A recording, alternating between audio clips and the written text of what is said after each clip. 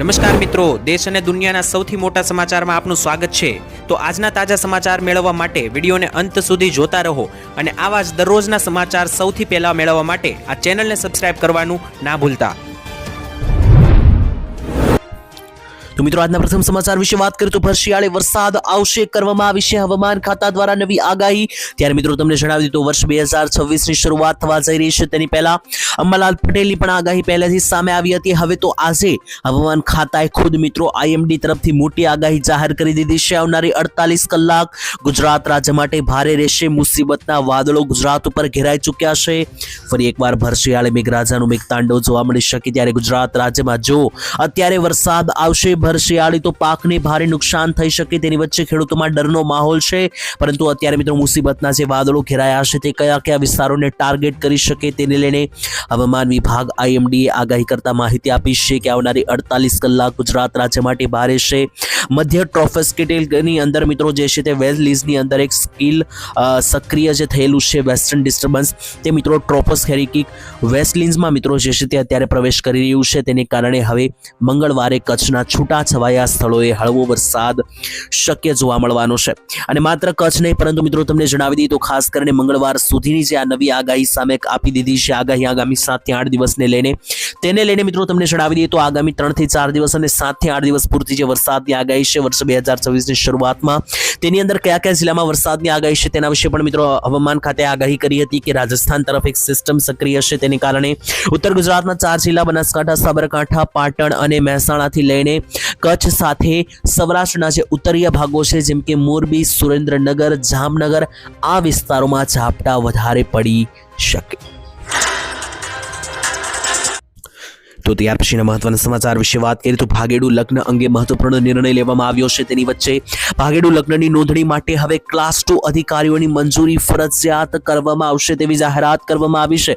તેની વચ્ચે મિત્રો ભાગેડુ લગ્નના મામલાની અંદર મિત્રો માતા પિતાને હવે ફરજિયાત નોટિસ આપવામાં આવશે। વાલીઓને મિત્રો નોટિસ મળ્યા બાદ 30 દિવસમાં પોતાનો જવાબ રજૂ કરવો પડશે તેવું પણ મિત્રો જાહેર કરવામાં આવ્યું। એટલે કે મિત્રો અત્યારે જે ભાગીને લગ્ન કરવાની ઘટનાઓ વધી રહી છે આંતરરાષ્ટ્રીય લગ્નો પણ વધી રહ્યા છે તેને લઈને મિત્રો ખાસ દીકરીઓ જે ભાગીને લગ્ન કરે છે તેને રોકવા માટે જે છે તે નવા નિયમોની માંગણી ઘણા સમયથી કરવામાં આવતી હતી। તો હવે મિત્રો માંગણી સ્વીકારવામાં આવી છે। ભાગીડુ લગ્નની નોંધણી જે છે તે હવે ક્લાસ 2 અધિકારીઓ પાસે ફરજિયાત કરવી પડશે। બીજો નિયમ છે કે ભાગીને લગ્ન કરનારના મામલામાં માતા પિતાને ફરજિયાત નોટિસ આપવામાં આવશે અને નોટિસ મળ્યા બાદ 30 દિવસમાં પોતાનો જવાબ પણ રજૂઆત કરવી પડશે માતા પિતાએ। એટલે કે મિત્રો દીકરી ભાગે ઘરની બહાર તે પહેલા માતા પિતાને નોટિસ આપવી પડશે। એનાથી મિત્રો માતા પિતાને ખ્યાલ આવી જશે। સાથે જ નિયમોનું પાલન ન કરાય તો લગ્ન નોંધણી અટકાવી પણ શકાય। જો લગ્ન નોંધણી અટકાવી શકાય અને લગ્ન નોંધણી કર્યા વગર જો ભાગે છે કોઈ કપલ તો મિત્રો તે લગ્ન જે છે તે ટોટલ જે છે તે લીગલ ગણવામાં નહીં આવે। સાથે મિત્રો કાલે કેબિનેટ બેઠકમાં મંજૂરી મળ્યા બાદ થશે સત્તાવાર જાહેરાત। તો ભાગીને લગ્ન કરવા હવે મુશ્કેલ બનશે ગુજરાતની અંદર। ત્યાર પછીના મહત્વના સમાચાર વિશે વાત કરીએ તો 2026 થી આ 10 વસ્તુઓ મળશે મફત ગુજરાતવાસીઓની મોટી ભેટ। ત્યારે મિત્રો સરકાર જે છે તે ઘણી બધી યોજનાઓ ચલાવે છે જેના વિશે દેશવાસીઓ અને ગુજરાતવાસીઓને ખબર જ હોતી નથી। તો આને લઈને સરકારે હવે જાહેરાત કરી છે। 2026નું વર્ષ આવી રહ્યું છે ત્યારે આખા વર્ષ 2026 દરમિયાન 10 વસ્તુ મફત મળવાપાત્ર થશે યોજનાઓ અંતર્ગત। સૌથી પહેલા મિત્રો વાત કરીએ તો પહેલી વસ્તુ છે મફત રાશન યોજના અંતર્ગત આખું વર્ષ મફતમાં રાશન મળશે જમવા માટે। બીજા નંબરે મફત વીજળી મળશે। પ્રધાનમંત્રી સૂર્યઘર યોજના અંતર્ગત 300 યુનિટ મફત વીજળી તમામ ગુજરાતીઓને આખું વર્ષ મળશે। આરોગ્ય વીમો અને મફત સારવાર મળશે। એટલે કે ત્રીજી મફત ભેટ એ છે કે 2026માં આયુષ્માન કાર્ડ અંતર્ગત તમને મફત સારવાર 5 લાખ રૂપિયા સુધીની મળશે। ચોથા નંબરે પ્રધાનમંત્રી ઉજ્જવલા યોજના અંતર્ગત હવે મફતમાં ગેસ સિલિન્ડર અને ચૂલો જે છે તે ગુજરાતવાસીઓને આપવામાં આવશે। પાંચમા નંબરે જે છે મિત્રો મહિલાઓને મફતમાં સિલાઈ મશીન મળશે।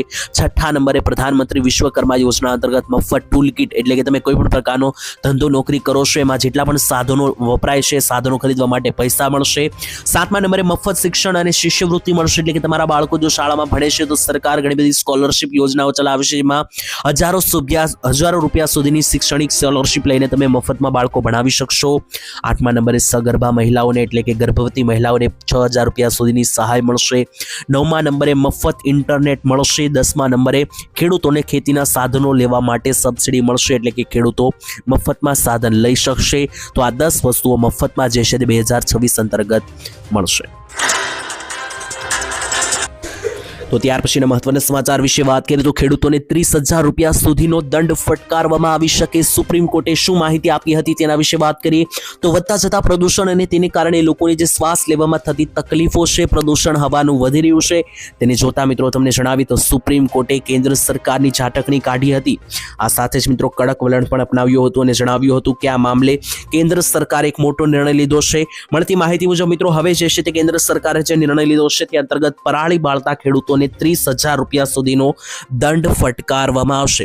તો મિત્રો જો તમે પણ ખેડૂત છો અને પરાળી બાળો છો, તેના કારણે જો પ્રદૂષણ થશે તો મિત્રો પ્રદૂષણથી લોકોને જે છે તે ખાસ સ્વાસ્થ્ય બગડી રહ્યું છે. માટે સરકારે નિર્ણય કર્યો છે જો ખેડૂતો પ્રદૂષણ ફેલાવશે, પરાળી બાળીનો ખેડૂતોને 30,000 રૂપિયાનો દંડ પણ કરવામાં આવી શકે. તો જો મિત્રો તમે પણ આ રીતનું કોઈ કરતા હોય તો ખાસ ચેતી જજો. જો મિત્રો તમે પણ આ ભૂલ કરશો તો તમારે પણ 30,000 રૂપિયા સુધીનો દંડ ભરવો પડી શકે. તો ત્યાર પછીના મહત્વના સમાચાર વિશે વાત કરીએ તો દીકરીઓને મળશે 1 લાખ રૂપિયાની સહાય.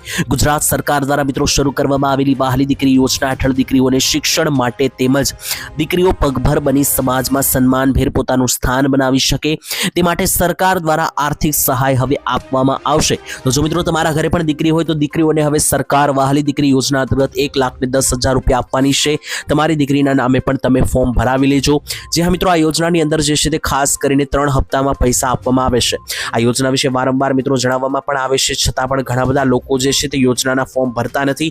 તો હવે મિત્રો આ યોજના અંતર્ગત સરકાર 3 હપ્તામાં 1,10,000 રૂપિયા આપશે. પહેલો હપ્તો 4,000નો, બીજો હપ્તો 6,000નો મળશે અને ત્રીજો હપ્તો ટોટલ 1 લાખનો. આમ ટોટલ 1,10,000 રૂપિયા આ યોજનામાં મળવાપાત્ર થશે.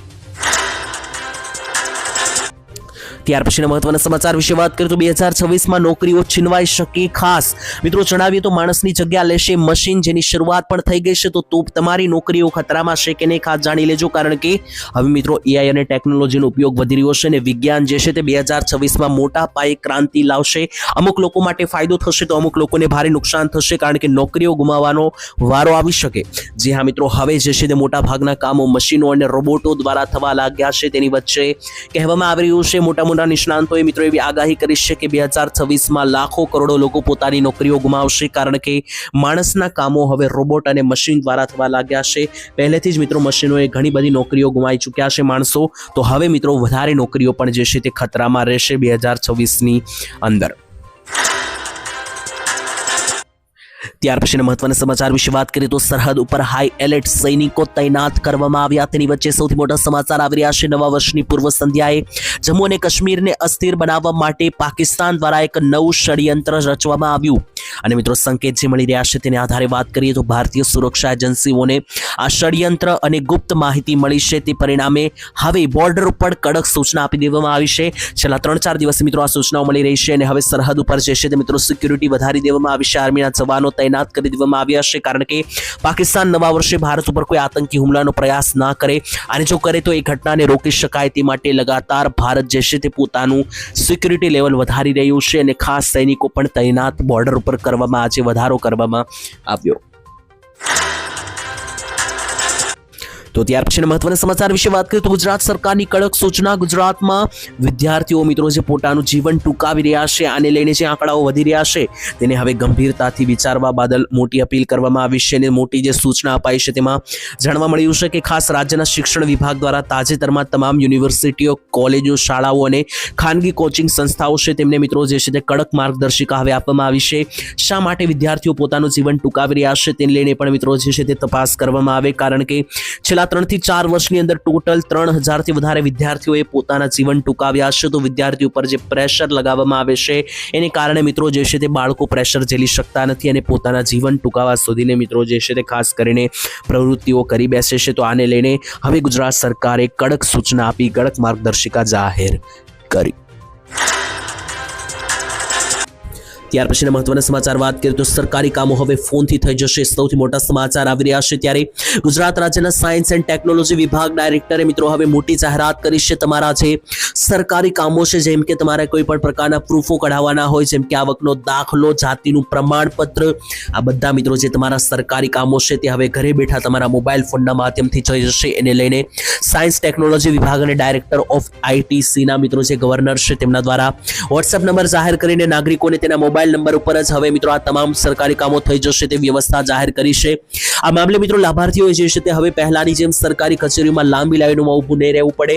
પહેલા મિત્રો તમને ખબર હશે કે સરકારી કામો માટે કોઈ પણ જગ્યાએ તમે ગયા હોય, જેમ કે આવકનો દાખલો કઢાવવાથી લઈને જાતિનું પ્રમાણપત્ર કઢાવવા ગયા હોય ત્યારે લાંબી લાઈનો લાગતી હોય છે અને ખાસ મિત્રો ત્યાં કોઈ પણ વાતે જવાબ પણ આપવામાં આવતો હોતો નથી, પરંતુ હવે દરેક લોકોને આમાંથી રાહત મળશે અને હવે લોકોને જે છે તે ઘરે બેઠા પોતાના મોબાઈલ ફોનના માધ્યમથી દેશે તે મિત્રો આ પ્રકારના સરકારી કામો ઘરે બેઠા કરી શકશે, જેમ કે આવકનો દાખલો કઢાવવાથી લઈને જાતિનું પ્રમાણપત્ર જેવી સુવિધાઓ પણ ઘરે બેઠા મળશે।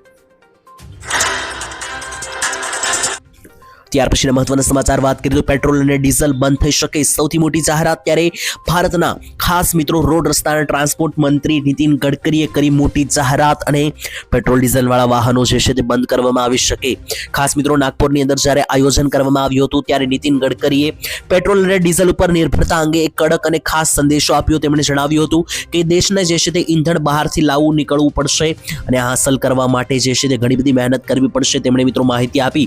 આ કાર્યક્રમ દરમિયાન નીતિન ગડકરીએ કહ્યું કે હું પરિવહન મંત્રી છું, મેં દંડો જે છે તે ઉઠાવ્યો છે અને પેટ્રોલ ડીઝલનો ઉપયોગ જે છે તે બંધ કરો તેવું પણ કહેવામાં આવ્યું નીતિન ગડકરી દ્વારા, નહીતર જે છે તે 6 ઉત્સર્જન ધોરણો લાગુ કરી દઈશ તેવું પણ મિત્રો તેમના તરફથી ચેતવણી આપવામાં આવી। સાથે મિત્રો તેઓ એમણે જણાવ્યું, નીતિન ગડકરીએ કહ્યું કે ટ્રેક્ટરની કંપનીઓ જે છે ત્યાંથી લઈને ટેકનોલોજી ઝડપથી કામ કરી રહી છે અને હવે 100% ઇથેનોલ CNG પર ચાલતા વાહનો આવવા લાગ્યા છે, જેથી પેટ્રોલ ડીઝલથી ચાલતા વાહનો ભવિષ્યમાં બંધ કરવામાં આવશે। પેટ્રોલ ડીઝલનો ઉપયોગ બંધ કરવામાં આવશે અને એનાથી જે પૈસા બચશે તે ખેડૂતો માટે વાપરવામાં આવશે તેવી જાહેરાત નીતિન ગડકરીએ કરી, તો ભવિષ્યમાં પેટ્રોલ ડીઝલ અને તેનાથી ચાલતા વાહનો બંધ થઈ શકે। ત્યાર પછીના મહત્વના સમાચાર જોઈએ તો ખેડૂતોને 9,000 રૂપિયાનો હપ્તો મળશે, સૌથી મોટી જાહેરાત કરવામાં આવી છે। ત્યારે દેશના કરોડો ખેડૂતોની નજર દર વર્ષે સંસદમાં રજૂ થતા સામાન્ય બજેટ ઉપર તકેલી હોય છે। ત્યારે ફરી એકવાર મિત્રો ખેતીના વધતા જતા ખર્ચ અને મોંઘવારી વચ્ચે અન્નદાતાઓએ સરકાર પાસે જે માંગણી કરી હતી તેને લઈને મિત્રો સરકારના કેટલાક મીડિયાના રિપોર્ટ અનુસાર જો બધું યોજના પ્રમાણે ચાલ્યું તો ખેડૂતોની આ યોજનાની અંદર જે માંગણી છે તે સ્વીકારવામાં આવી શકે। હું વાત કરી રહ્યો છું મિત્રો PM કિસાન યોજના અંતર્ગત સરકાર છે 2,000 રૂપિયા હપ્તા ખેડૂતોને આપે છે, તો આ હપ્તા જે 2,000 ના મળે છે, ટોટલ 3 હપ્તા થઈને 6,000 રૂપિયાના જે હપ્તા વર્ષે ખેડૂતોને મળે છે। આ હપ્તા હવે 2,000 ની જગ્યાએ 3,000 ના થઈ શકે અને વર્ષે ટોટલ 9,000 રૂપિયાના હપ્તા ખેડૂતોના ખાતામાં આવી શકે। આની જાહેરાત મિત્રો જે છે ખાસ કરીને પહેલા ખેડૂતોની આશા હતી, પરંતુ હવે રિપોર્ટ પણ સામે આવી રહ્યા છે, અહેવાલો સામે આવી રહ્યા છે, તે અનુસાર બજેટ જાહેર થવાનું છે 1 મહિના પછી 1 ફેબ્રુઆરી 2026 ના રોજ। એ બજેટમાં ખેડૂતોને ભેટ મળી શકે, 2,000 રૂપિયાના હપ્તામાં વધારો થઈ શકે તેવું સૂત્રો પાસેથી જાણવા મળ્યું।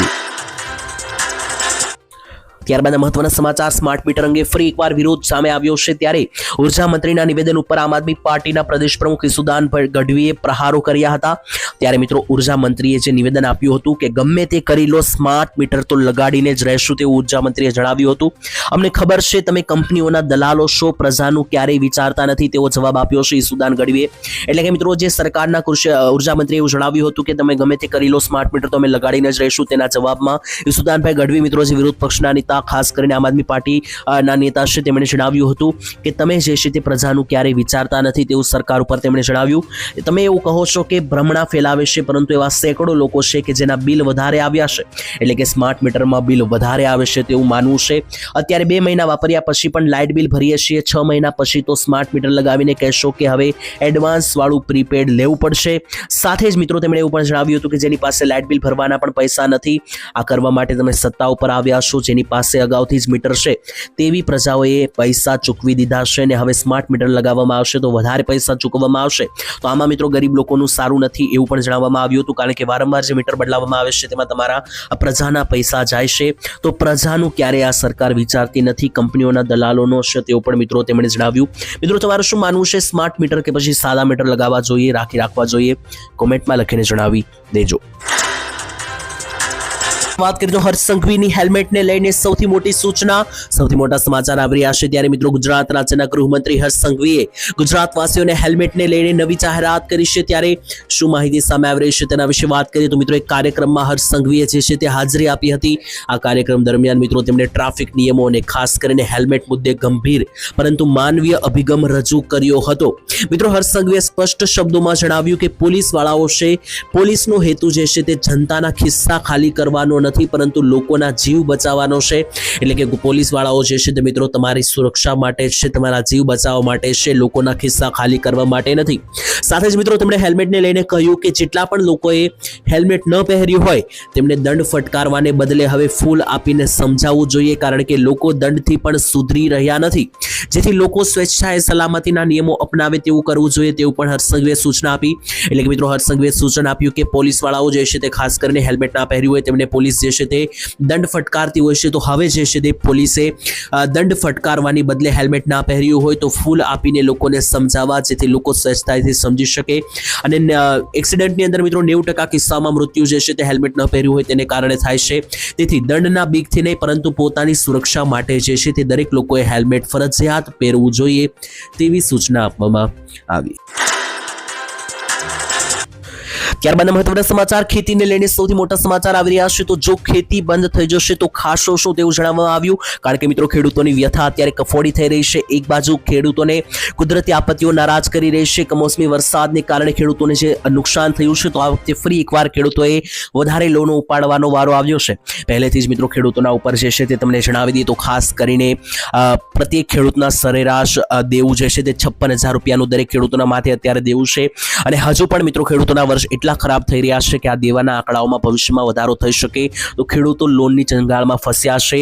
અને એવું લાગી રહ્યું છે કે ઘણા બધા ખેડૂતો હવે ખેતીમાંથી આગળ વધશે અને ખેતી બંધ કરી દેશે, કારણ કે ખેતી કરવી હવે મોંઘી પડી રહી છે. જેટલા રૂપિયા રોકવામાં આવે છે એટલા પણ મળતા નથી વળાંકમાં. ત્યારે જો ખેતી ભવિષ્યમાં બંધ થઈ જશે તો ખાશો શું તેવા પણ પ્રશ્નો ખેડૂતો તરફથી પૂછવામાં આવ્યા.